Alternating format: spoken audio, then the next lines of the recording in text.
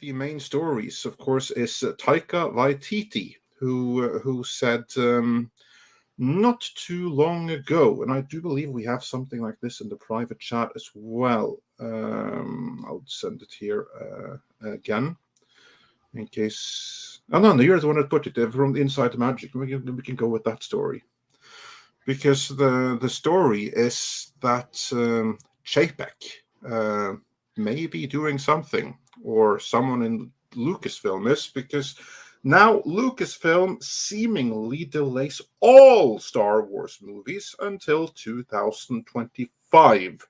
This was posted on July 1st on Inside the Magic, and this is something that fits in with what we heard from Taika Waititi just a few days ago, where he said something along the lines of, well, I haven't even seen the script for my new Star Wars movie, which seems weird considering that he's supposed to be both writing and directing it.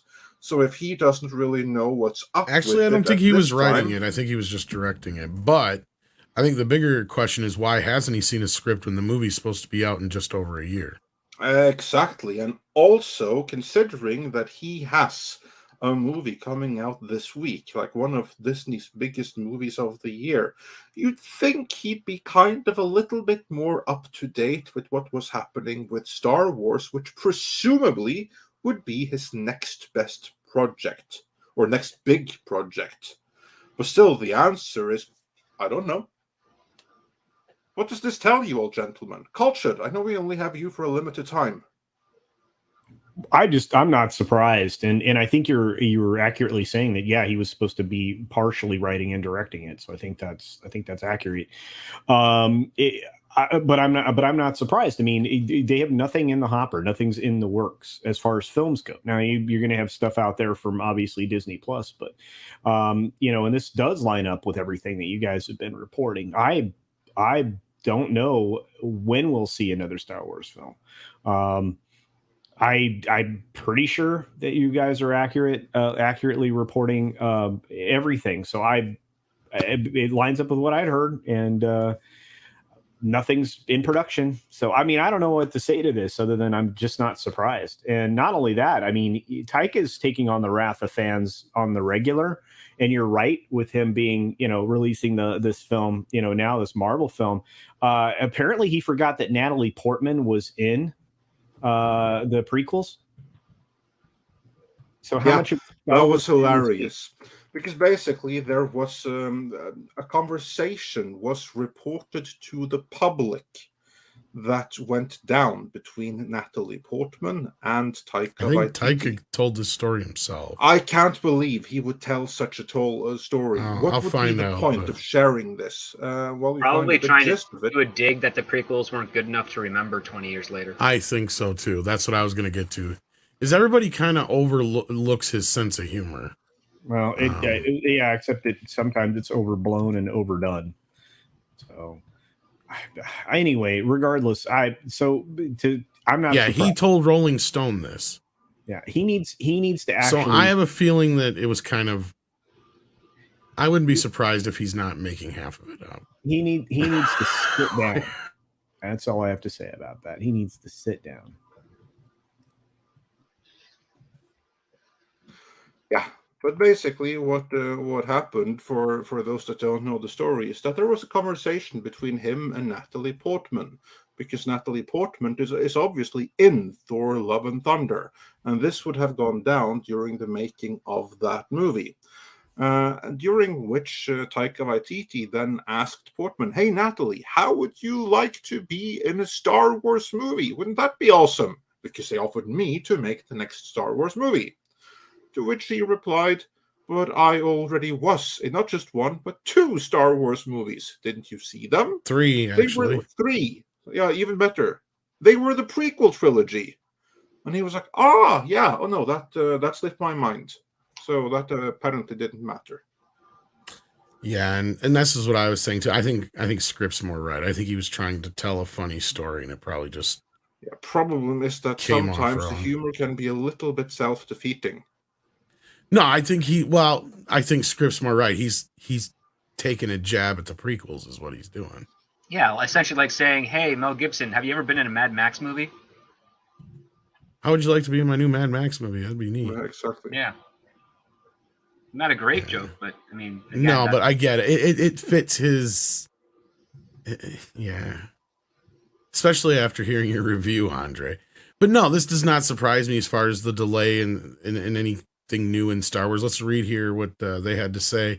With Patty Jenkins' Rogue Squadron being released after Taika Waititi's movie, fans will have to wait a while before getting to see another Star Wars movie in theaters. At the moment, Taika is working on a script and doesn't know if his movie will get made. Since no Star Wars movie has been confirmed to start filming soon, then that means the December 2023 won't release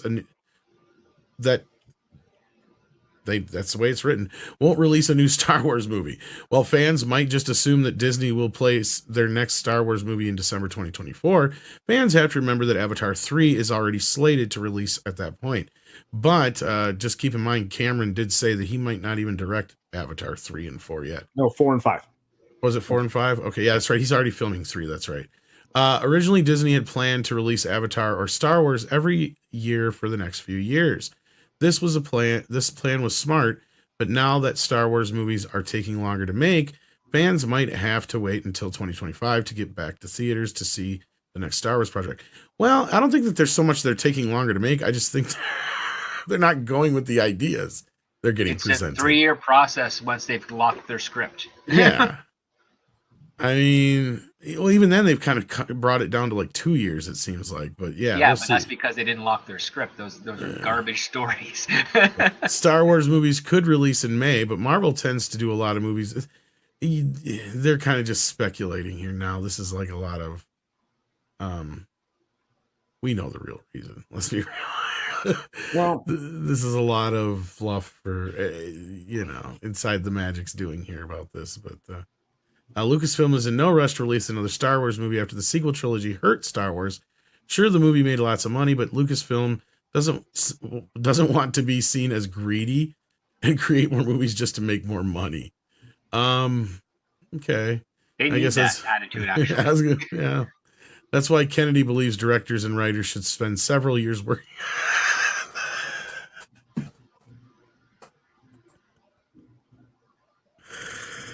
Most all of this will be confirmed if they. Does Kathleen Kennedy plan on seeing another Star Wars movie before she croaks? I mean, seriously? I don't think so.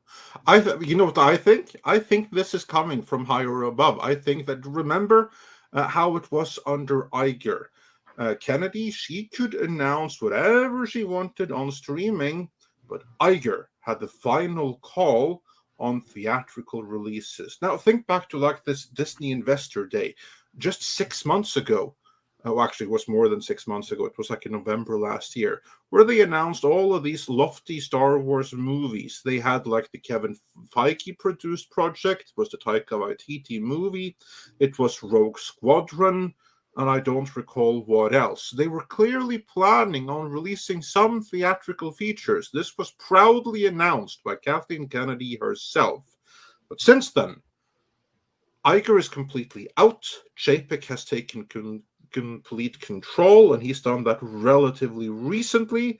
And shortly after he has really tightened his grip over the company is when we're getting these news. I don't think that's coincidental. I think this is Chapek saying that, no, we're not doing any more theatrical movies. We're not damaging the brand anymore until you, Miss Kennedy, are out. And 2025, well, that would be after Kennedy's current contract. Because her current contract is over in 2024. That's when her current contract expires. Will she be renewed again after that? That I don't know.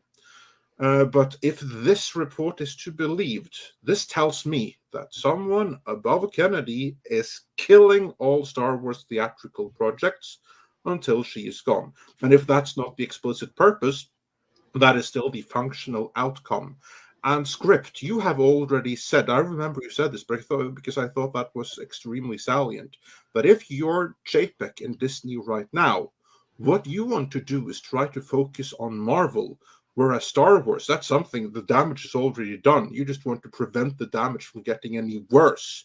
So you're just going to let it linger on Disney Plus for the time being until stuff Marvel is fixed. Then you can shift your attention to Star Wars later. Did you not say something along those lines? I did on Friday. I think we both did, yeah.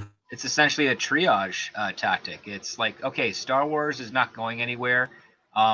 It's not going to get, I mean, it can get worse, but so far it doesn't look like it's going to get worse. But Marvel is kind of having a cardiac arrest at the moment. So we need to get the defibrillator and reset that heart rhythm, or else we're going to lose it all entirely. And I think that's the action. Look, I think the answers to this riddle are going to show up on September 10th.